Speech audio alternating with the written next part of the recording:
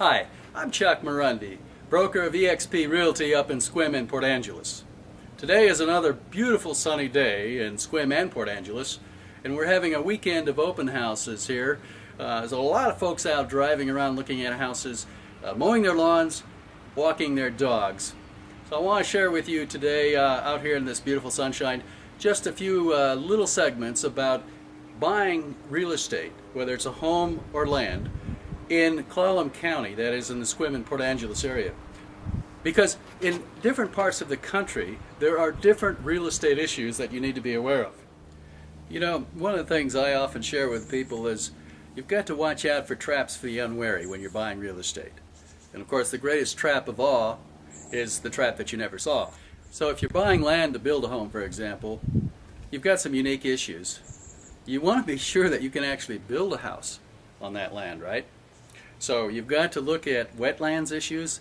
Is there a section of that property that will allow you to build a house? You've got to have a large enough envelope to build a house in compliance with county setbacks from the boundary lines and setbacks from any ponds or rivers or lakes or even designated wetlands areas.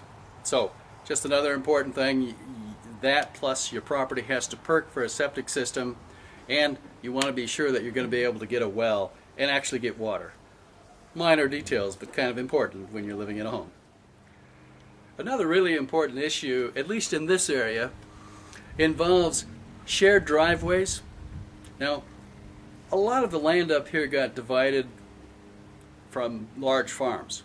So for example, a farmer would sell off 40 acres and that would be subdivided, or 20 acres or even 10 acres, and then it would be divided into smaller lots. Well, sometimes driveways are shared or roads are shared. Now that's fine, but if that's the case, then the next question is there a road maintenance agreement? Is there an agreement in writing that talks about how the neighbors who are all mutually using this driveway or this road, how are they going to apportion the cost and the responsibilities for maintaining that road or that driveway? So, very important. This is something that we look at typically in the covenants, but it's often not addressed in the covenants. It may be a separate document called a road maintenance agreement. That document may or may not be recorded. But again, these are issues you want to look at when you're buying real estate up here. Another issue that's worth considering and carefully thinking through, if you're buying land in Sequim or Port Angeles out in farm country outside the city limits, you may want to look at the boundary lines and say, you know, are we going to have issues here with any of the neighbors or the farmers next door? So if the fence line is off by 3 feet or 10 feet or 15 feet, is there an adverse possession issue? In Washington, there's a statute of limitations. It's 10 years. If the adjacent property owner has been using that strip of land for at least 10 years, openly and notoriously and as his own and maintaining it and so on, then it becomes his property. So check that out when you're buying land, especially large parcels. It may only be a 1 acre parcel, it may be a 5 acre parcel or larger, but are the fence lines on the correct boundary lines? Or are you going to lose some property or get into a great big dispute with a neighbor over the issue of adverse possession? You don't want to go there. So again, this is being proactive when you're buying your land or your property up in this area. Think about that. The other little issue there I'll tack on to this video segment is there's something really similar to adverse possession. It's called easement by prescription. So if you have a driveway or an easement that goes across someone else's property, that's fine. Make sure it's on the record. But if it's not on the record and it's not legal, again, after 10 years, it could be a legal easement across that person's property. And likewise, someone could have an easement across your property. So watch out for those little telltale signs of potential problems or litigation when you're looking at your property and talking to your real estate agent. Another very important issue if you're buying a home here is if you're on a private well system, you may want to have the well system inspected as part of your feasibility study. Now, there is such a thing here called a well addendum or a well inspection addendum, and it gives you the right to go out and hire a local expert on wells. It'll cost you up here somewhere around $150 to $200. and they'll test the well for gallons per minute, the water flow, and then also you can have the well tested. You can have a sample sent to a laboratory in Seattle and have the quality of the water tested, and that's an extra fee that the laboratory in Seattle charges. If the well does not produce somewhere around 5 gallons per minute, 4 or 5 gallons per minute, then that private well system probably has a storage tank and what we often call a cistern, which means that water is stored in the storage tank, probably a 1,000-gallon tank, and that allows you to never run out of water, basically, assuming you're not using it too fast. Most families don't run out of water if they have even a cistern, a 1,000-gallon cistern tank, and a low gallons per minute well. But those are things you want to know.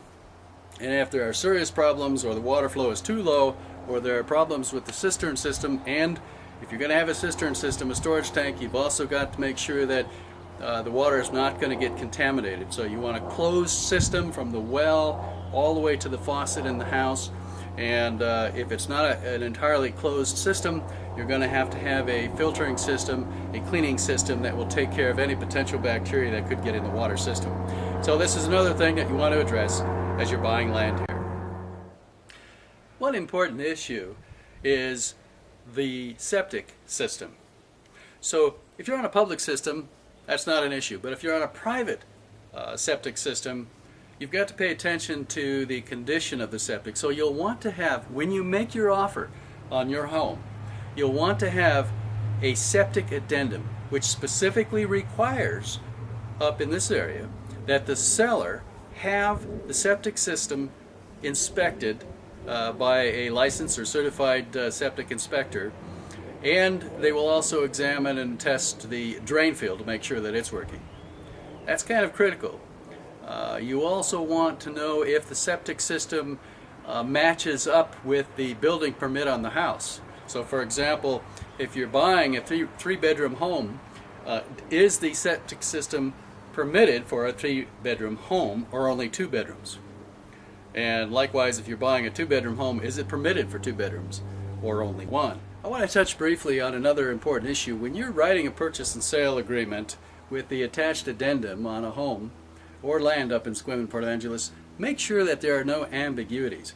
You know, this is a binding contract, and if there are some clauses that are unclear, or there are any ambiguities in what the terms of the contract are, you can end up in a terrible dispute with the seller, and it could result in expensive litigation. I know this because I practiced real estate law for 20 years, and I saw a lot of language in agreements that was unclear or ambiguous and ended up with some kind of dispute between the parties, either prior to closing or even ended up when after closing with litigation. So don't go there, but the only way you're not going to go there is by being proactive and making sure that the language in your contract is concise and clear and accurately stated without ambiguities. This really big part of the responsibility here clearly falls on the shoulders of your realtor. So make sure that your realtor is very knowledgeable and experienced with contract language and the legal issues that will keep you out of hot water. I'm Chuck Marundi. If you're thinking about moving to Sequim or Port Angeles, check us out at sequimrealestatenews.com. I'd love to be your buyer's agent.